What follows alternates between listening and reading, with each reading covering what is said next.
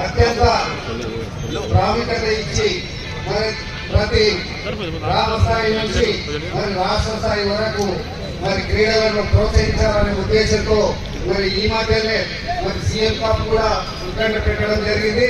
మరి అదేవిధంగా national under 19 championship కూడా మన కోచి పట్టణంలో నిర్వహించడానికి మరి నిశ్చయించడమైంది.